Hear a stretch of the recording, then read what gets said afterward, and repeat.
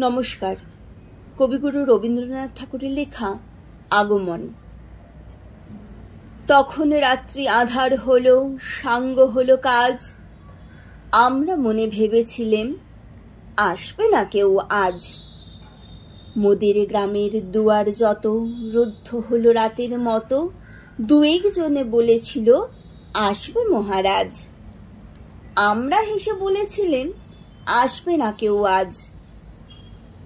দ্বারে যেন আঘাত হলো, শুনেছিলেম সবে। আমরা তখন বলেছিলেম বাতাস বুঝি হবে।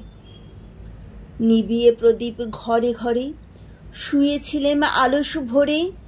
দু একজনে বলেছিল দুধ এলো বা তবে। আমরা হেসে বলেছিলেম বাতাস বুঝি হবে।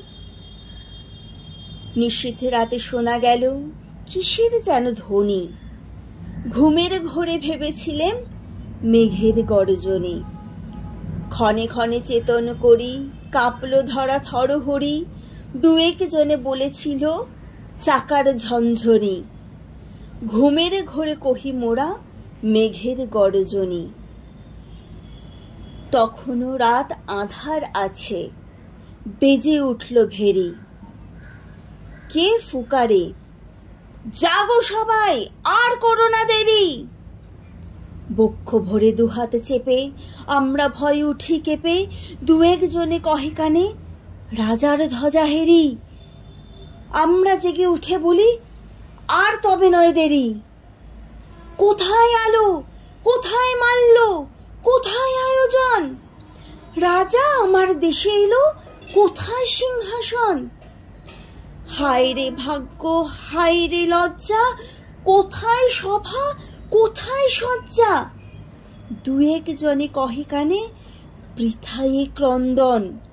রিক্ত করে শূন্য ঘরে করো অভ্যর্থন।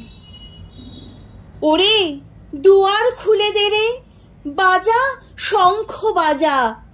গভীর রাতে এসেছে আজ আধার ঘরের রাজা।